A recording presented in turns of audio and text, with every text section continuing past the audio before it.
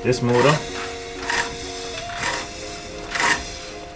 is extremely loose. Alright guys, welcome back to the channel, and in today's video we're going to be cleaning up the engine bay of my 5.0 swapped S14. So let's get into today's video.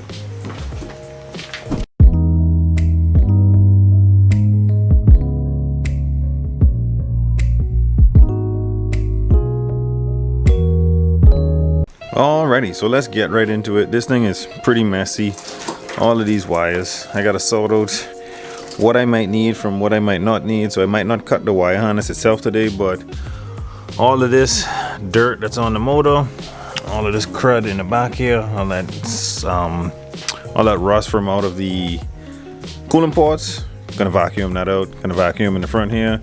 All of these pieces that we're not gonna use and as broken, we're gonna take out, we're gonna clean it up, and we're gonna get it looking as good as we can in preparation for installing the intake manifold on again, the carbureted one, and distributor. So next video is gonna be intake manifold, distributor, and doing our best to try to get the motor to roll.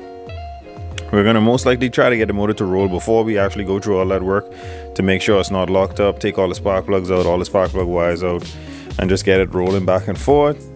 And then we'll do the intake and the distributor. Stop the distributor at TDC and then set the initial timer once we get the motor running, get a radiator in here and get it warmed up. But that's definitely getting ahead of ourselves. We actually need to get a lot of stuff done before we can actually talk about getting this motor running. So let's start cleaning up the engine bay.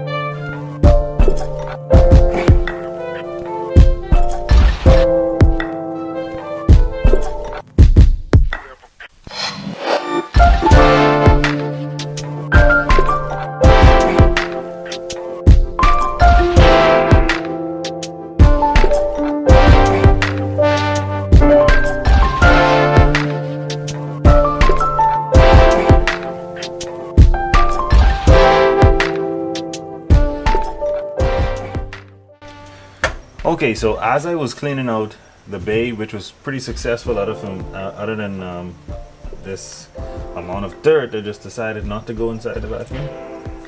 I got everything pretty much cleaned up. Whatever I don't need is not in there.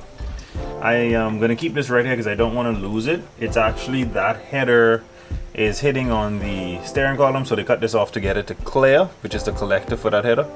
I'm gonna deal with that in my own way. But what was so good to find out is that I was saying that I need to roll this motor to make sure that it's free, and this motor is so free that I just leaned on the crankshaft and it starts to turn. So this motor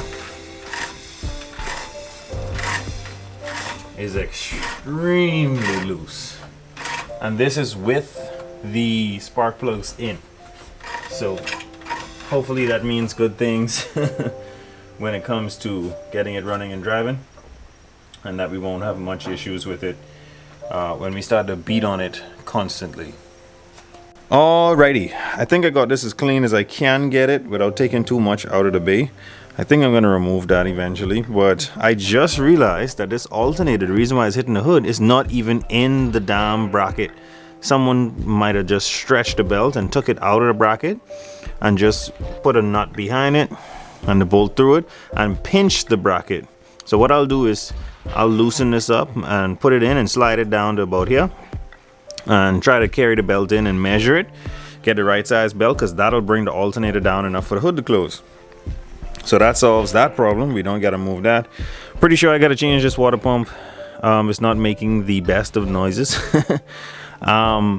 The headers, like I was saying, those headers down there are just cut. They're just pipes, and then I have to figure out a way to get some pipes onto this and get it underneath the car where it doesn't hit that steering linkage. We got to get the brakes sorted out.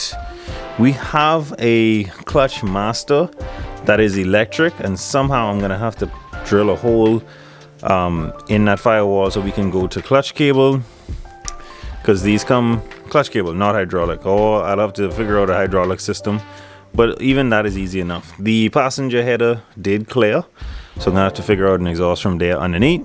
But this is looking extremely promising. I'm gonna go through this wire harness, and actually that's what we need to do in the next video. I'm gonna go through this wire harness. We're gonna figure out what all we need to keep, because I would love for this car to start by the key, or the starter at least to go with the key. So I'll find all of those wires in the old harness and just connect them to our new starter. Same thing for the fuel pump, fuel hoses, all that type of stuff. We're gonna figure out a way to integrate the stock S14 harness with the 5.0 swap. So I don't think there's much more for me to do in this video. Just a pretty quick clean down. I didn't want all that dirt just sitting in the motor, so we got that nice and tidied up.